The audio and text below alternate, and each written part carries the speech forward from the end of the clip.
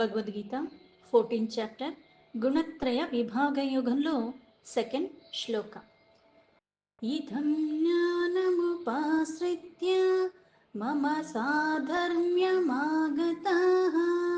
సర్గేऽపి నోపజాయంతే ప్రళయేన వ్యదంతి చ. ఇదం అంటే ఇంతకు ముందు శ్లోకాలో ఏదైతే జ్ఞానంలో అత్యుత్తమైన పరమ జ్ఞానాన్ని నీకు చెప్తున్నాను అని చెప్పి, ఆ పరమ జ్ఞానాన్ని ఋషిగణములు కూడా పొంది ఈ సంసార బంధనాల నుంచి విముక్తి పొందారు, పరమ గతిని పొందారు అని చెప్పారు. ఇక్కడ అసలు ఆ జ్ఞానం ఎటువంటిది అన్నదే విశేషంగా చెప్పబడింది. ఇదం అంటే ఈ యొక్క జ్ఞానం, ఈ జ్ఞానం ఏదైతే మునిగణములు పొందారో, పైగా అన్ని జ్ఞానాల్లోకి కూడా ఉత్తమమైనది. ఏది తెలుసుకుంటే ఇంకోటి తెలుసుకోవాల్సిన అవసరం లేదు. అంటే ఈ మాయామోహాలు విడివడిపోతాయి. పనికిరానివి అక్కడికి రానివి 100 1000 ఎన్ని తెలుసుకున్నప్పటికి కూడా పనికొచ్చేది దాన్ని చక్కగా గనక నువ్వు తెలుసుకోగలిగితే ఇంకో దాంట్లో అవసరం లేకుండా పోతుంది అని. అందుకే ఈ యొక్క జ్ఞానము ఉపాశ్రిత్య అంటే ఈ యొక్క జ్ఞానం ఏదైతే పొందుతున్నావో దాన్ని ఆశ్రయించి అంటే ఎటువంటి ఫలితాలు వస్తాయి, దీన్ని పొందటం ఒక ఎత్తు, పొందితే నువ్వు ఏమి లబ్ధి పొందుతున్నావు అన్నదే చెప్పటం. ఆశ్రయించి అంటే మమ సాధర్మ్యం అంటే నా ఒక్క స్వభావం, అంటే ఆ జ్ఞానం పొందటం ద్వారా ఎలా అయితే పరమపదం పొందారో ఆ మునిగణములు అని చెప్పారు. పరమ పొందటం అంటే ఏంటి, పరమపదం అంటే ఏమిటి అంటే ఇక్కడ పరమాత్మలో ఐక్యం.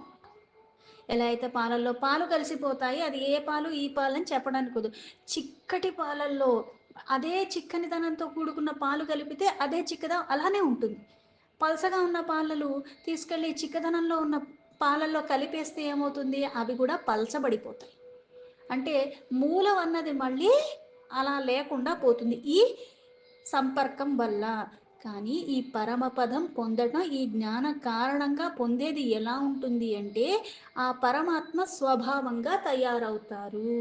నా పరమాత్మలో ఎటువంటి లక్షణాలు ఉన్నాయో వీళ్ళల్లో కూడా అలానే ఉంటాయి.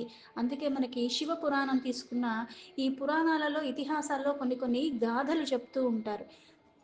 శివలోకంలో కైలాసంలో శివ పార్షదులు ఎవరైతే అక్కడ ఆ శివుడికి కాపలాగా ఒక్కొక్క ద్వారం దగ్గర ఉంటారో వాళ్ళు ఎలా ఉన్నారు అంటే ఆ పరమాత్మ యొక్క స్వరూపాలుగా, అలాగే పరమాత్మ వేసుకున్న వస్త్రాలు అటువంటివి, ఆభరణాలు అటువంటివి, ఆయుధాలు అటువంటివి, ఆ శివుడిని పోలినట్టుగా ఉన్నారు అని చెప్పారు.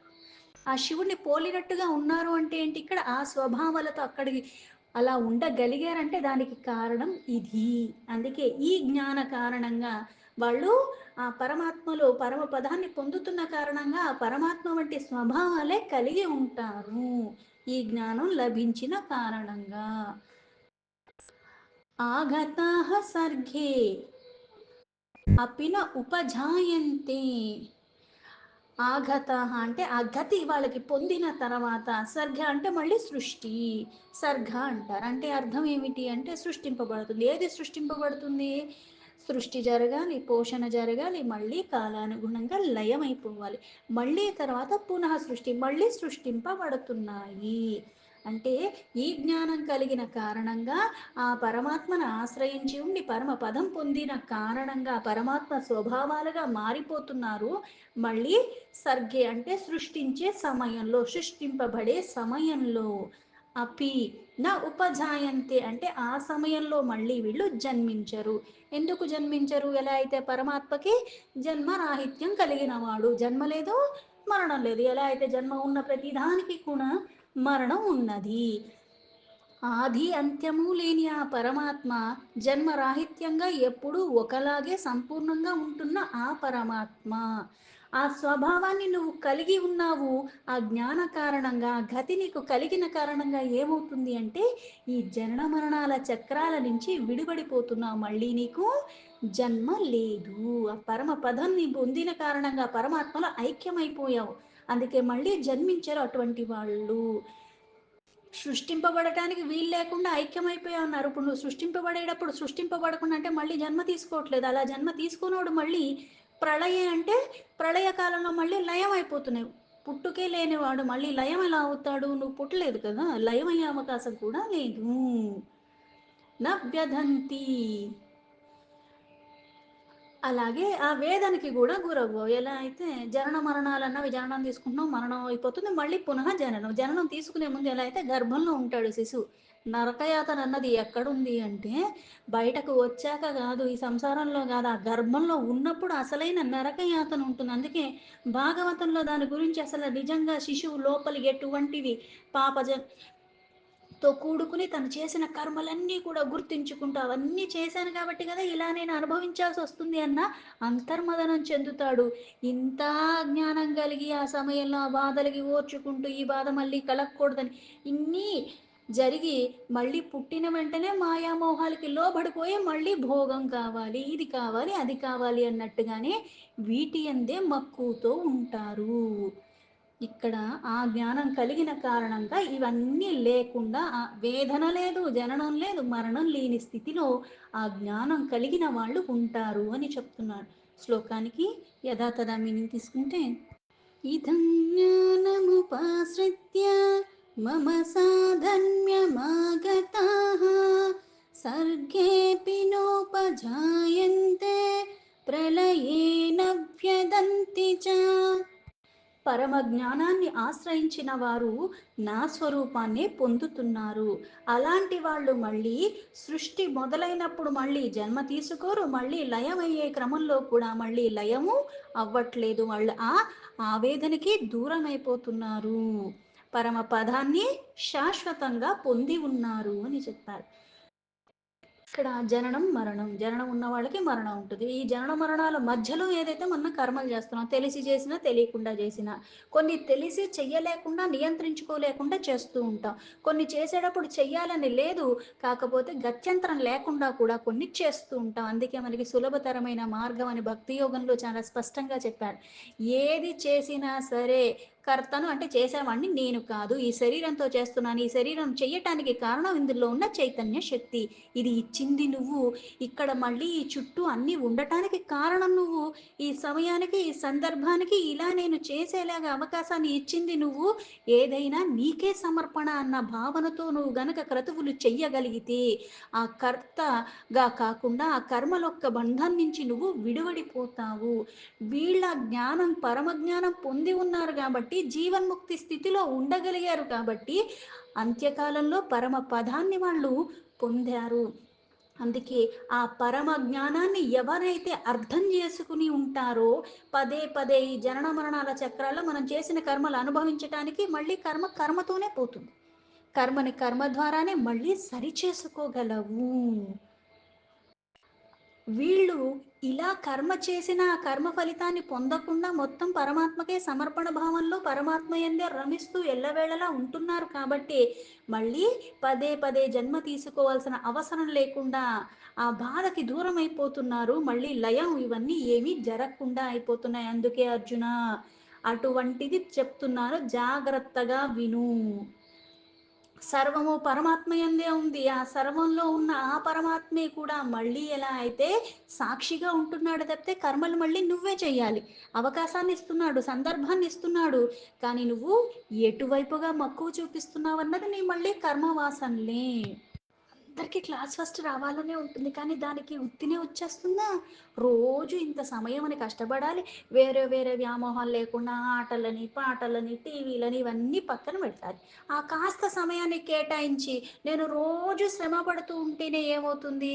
ఆ ఎగ్జామ్ ఉన్నప్పుడు అంతలాగా కష్టపడకుండా, తర్జన భర్జన పడకుండా, టెన్షన్ రాకుండా నేను చక్కగా పరీక్షకి రాయగలను. పైగా మంచిగా ఆ మార్క్స్ కూడా నాకు వస్తాయి. అలాగే రోజు అమాసకి, పున్నమికి కాదు నిత్యము నిరంతరం ఆ అవగాహనలో ఉంటూ అలాగే పరమాత్మకి సమర్పణ భావంతో ఉండగలిగితేనే అది ఉపాసన అంటే దగ్గరగా ఉండి చేసేది. ఆ జ్ఞానం తెలుసుకోవటం ఒక ఎత్తు, ఆచరణ అంటే ఎంత తెలుసుకున్నా ఎన్ని వచ్చినా సరే ఆచరణలో లేనప్పుడు ఆ జ్ఞానానికి అర్థం లేదు, పర్థం లేదు. కాలానుగుణంగా అది మళ్ళీ వృధా అయిపోతుంది. మళ్ళీ నీకు స్మరణ కూడా ఉండదు. ఇప్పుడు మనం స్కూల్లో బోల్డు చదువుకున్నవన్నీ నిజంగా జీవితంలో మనం ఏమైనా అప్లై చేసుకునేలాగా ఉన్నాయా? అవి నిజంగా పనికొస్తాయా అంటే లేదు. కాకపోతే ఆ క్రమశిక్షణ ఏదైతే ఉందో, అది నాకు అవసరం ఉంటుందో లేదో అన్నది పక్కన పెడితే వాళ్ళు చెప్పారు. ఇది నాకు పరీక్షల్లో వస్తుందని దాని మీద శ్రద్ధతో ఆ కాసేపన్నా చదివున్నాం. అది మళ్ళీ ఎప్పుడో ఒకప్పుడు ఆ పుస్తకం తిరిగేసినప్పుడు ఎప్పుడో మళ్ళీ గుర్తయితే వస్తుంది. కానీ ఈ లౌకికమైన మాయా మోహాల కారణంగా ఏమవుతుంది అంటే పనికొచ్చేది చస్తే గుర్తురాదు. పనికిరానివన్నీ గుర్తుంటాయి. ఎవడో తింటుంటే తినాలనిపిస్తుంది. ఎవరో ఇంకోటి ఏదో చేస్తుంటే చెయ్యాలనిపిస్తుంది. వాళ్ళెక్కడికో సినిమాకు వెళ్ళొద్దని చెప్పలేదు. ఇవన్నీ అనుభవించు తప్పులేదు. ఇచ్చాడు ఈ శరీరం. కాకపోతే దాని పరిమితి తెలుసుకో. పైగా దాని ప్రభావం నీ మీద లేకుండా ఉండేలా చూసుకో. చూడు ఒక గంట చూస్తాము, అరగంట చూస్తావు. చూడు దానికోసం కొట్టేసుకుని మిట్టేసుకునేలాగా ఉండకూడదు. ఆకలేసినప్పుడు తినాలి. పరిమితిలో తిను. మర్రీ పీకల దాకా కక్కేసుకునేలాగా తినేసి, మళ్ళీ తిన్నాక అరిగించుకోవడానికి మళ్ళీ 2, 3 రోజులు తినకుండా ఉండే స్థితి అన్నది తెచ్చుకోకుండా ఉండటం అన్నది లౌకికంగా ఎలా అయితే ఉన్నదో, కానీ ఈ జ్ఞానం ఎలా ఉంది అంటే, ఈ రోజుకి ఇంత చాలా అంటానికి కుదరదు. ఎంత గ్రొల్లితే అంత అక్కడ నీకు అది వస్తూనే ఉంటుంది. దాన్ని సరిపడట్టుగా నిన్ను నువ్వు తయారు చేసుకోవటానికి కూడా పరమాత్మ మళ్ళీ అనుగ్రహిస్తూ ఉంటాడు. అందుకే అది నువ్వు ఆస్వాదించటానికి వీలుగా తయారవుతూ ఉంటావు. దీనికి పరిమితి లేదు. మన బ్రెయిన్ ఇంతే చేస్తుందని ఎవరు చెప్పరు. ఫిజికల్‌గా చూస్తే ఏమవుతుంది? నా చెయ్యి ఇంతకన్నా బరువు మొయ్యలేదు. అలాగే నా చేత్తో నేను ఇంతకన్నా పని చెయ్యలేను. నా కంటితో ఇంతకన్నా దూరం నేను చూడలేను. నా చెవులకి ఇంతకన్నా శబ్ద పరిమితి కన్నా ఎక్కువ వింటే చెవులు మళ్ళీ ఏమవుతాయంటే వినలేని స్థితికి వెళ్ళిపోతాను. ఇంతకన్నా వేడి కూడా లోపలికి తీసుకోలే. ఇంతకన్నా చలి కూడా శరీరం అంటే ప్రతిదానికి పరిమితి ఉంది. కానీ జ్ఞానం అపరిమితమైన పరమాత్మ జ్ఞానం అది. దాన్ని గొల్లాలని నువ్వు ఆ తపనతో ఉంటే సరిపోతుంది. అక్కడ నీకు ఎప్పుడైతే సంకల్పం దృఢంగా ఉంటుందో, ఆ జ్ఞానం అన్నది ఎలా ఉంది? అనంతంగా ఉంది.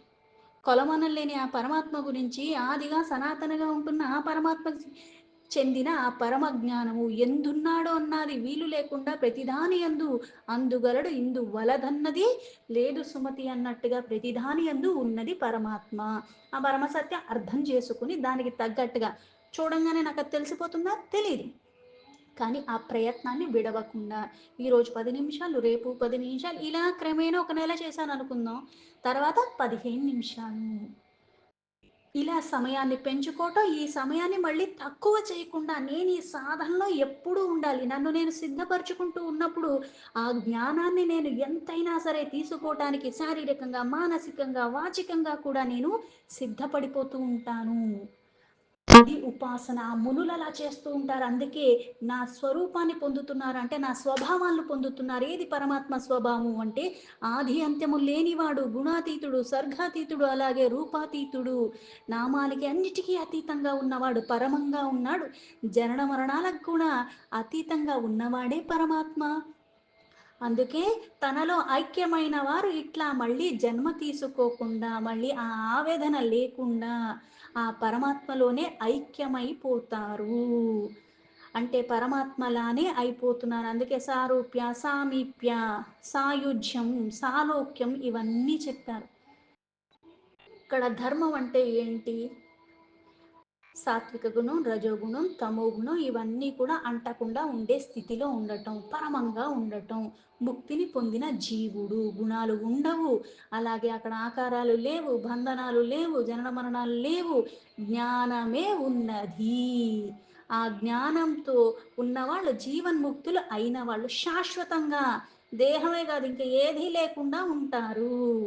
ఈ జీవన్ముక్తులు శరీరంతో ఉన్నప్పుడు జీవన్ముక్తులైన వాళ్ళు శరీరాన్ని విడిచిపెట్టాక కూడా పరమాత్మలోనే ఐక్యమవుతున్నారు. పునర్జన్మ లేకుండా ఉంటారు. అందుకే కల్పాంతం. ఎలా అయితే కల్పాంతంలో బ్రహ్మ కూడా మళ్ళీ లయమై మళ్ళీ ఉద్భవించాల్సిన వాడు, కానీ నీకు అంతకన్నా ఉన్నతమైన స్థితి కలుగుతుంది. ఇంకా మళ్ళీ జన్మ తీసుకోవక్కర్లేదు. అది భగవత్ ప్రాప్తి అంటే. ఆ భగవత్ ప్రాప్తి అన్నది అంత సులభంగా వస్తుందా అంటే మళ్ళీ లేదు. అంటే నిత్యము నిరంతరము ఎంత అంతర్మదనం చెందుతూ ఆ పరమాత్మ యందు ఏకీభావ స్థితిలో ఉంటే ఆ స్థితికి చేరుకుంటాం.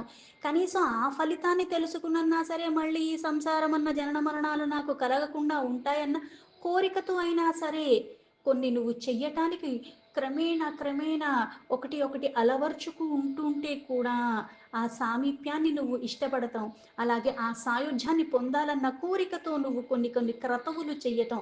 ఈ క్రతువులు చెయ్యటం అన్నది శారీరంతో కాదు, మానసికంగా వాచకంగా కూడా అక్కడ ఉండాలి. ఆ మనసు దాని యందు రమిస్తూ ఉండగలిగితేనే ఆ స్థితికి వాళ్ళు వెళ్ళగలుగుతారు. లేకపోతే అది చాలా కష్టతరము. గుణ సాంగత్యం వల్ల కొన్ని కర్మలు మనం చేస్తూనే ఉంటాం వాస్తవానికి.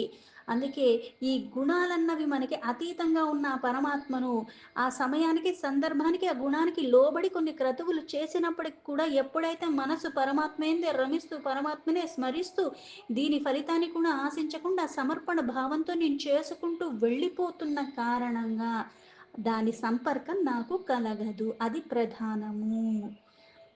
ఇక్కడ గుణముల గురించి చెప్పటానికి ఈ అధ్యాయం ఉంది కాబట్టి, ఆ ఫలితాన్ని నువ్వు పొందాలంటే నువ్వు ఎలా ఉండాలి? సర్వదా అన్నిటికీ అతీతంగా ఉన్న పరమాత్మ, ఆ ఉత్పత్తి, స్థితి, లయానికి కారణమైన పరమాత్మ కానీ తనకి ఉత్పత్తి లేనివాడు, అన్ని ఉత్పత్తులకి అన్నిటికీ ఆధారమైన వాడు. అందులో నువ్వు కలవాలి. ఇప్పుడు నేను కలుస్తానో లేదో నాకు తెలీదు. కానీ అందులో కలవాలన్న కోరికున్న కారణంగా కూడా కొన్ని కొన్ని చెయ్యటం నేను అలవర్చుకున్నా సరే, ఈ జన్మకి కాకపోయినా ఇంకో కొన్ని జన్మలు తీసుకున్నాకైనా సరే, ఆ పరమ జ్ఞానాన్ని నేను ఆ సారాన్ని అర్థం చేసుకున్న కారణంగా కూడా నాకు ఆ పరమపదం లభిస్తుంది. కొన్ని కొన్ని మనకి చెప్తూ ఉంటారు. పాజిటివ్‌గా ఆలోచించటం. నాకది వస్తుంది, వస్తుంది, వస్తుంది అంటే 100% రాకపోయినా సరే కనీసం 80 70 వస్తుంది. నాకు ఏది అందుబాటులో ఉన్నా సరే నాకు రాదు, నాకు రాదు, నాకు రాదు అంటే ఏమవుతుంది? ఉన్నది గూడా పోతుంది. ఇక్కడ కూడా అంతే. అది అంత సులభం కాదు. ఎందుకు అంటే భవబంధనాల్లో ఉంటూ అన్నీ మనకి ఏదో ఒక సంపర్కం వల్ల మళ్ళీ వికారాలు వచ్చి పడుతూనే ఉంటాయి గానీ, వికారాలేది లేకుండా అంతలాగా మనకి ఎక్కడ ఏ విఘ్నాలు లేకుండా అనుక్షణం అంత సునాయాసంగా సాగిపోతుందా అంటే లేదు. కాకపోతే సమస్య వస్తుంది. పరిష్కారం ఉందన్న విశ్వాసం ఉండాలి. ఇది శాశ్వతంగా ఉండదు. పర్వాలేదు. ఈ సమస్య నాకు కలిగిందంటే దీనికి సిద్ధపరిచే నాకిచ్చాడు పరమాత్మ. దీని నుంచి బయటపడే మార్గం కూడా చూపిస్తాడు పరమాత్మ అన్న నమ్మకం ఉండాలి. విశ్వాసం ఉండాలి. ఈ విధంగా ఆ జ్ఞానం అన్నది పైగా ఏ జ్ఞానమైతే పరమ జ్ఞానమో దానివల్ల ఫలితం ఏంటో కూడా చెప్పిన తర్వాత ఇక్కడ మళ్ళీ జ్ఞానం గురించి వర్ణిస్తూ మళ్ళీ తర్వాత శ్లోకాల్లో కూడా చెప్తున్నాడు. దీంతో భగవద్గీత 14th చాప్టర్ గుణత్రయ విభాగయోగంలో సెకండ్ శ్లోక సంపూర్ణం.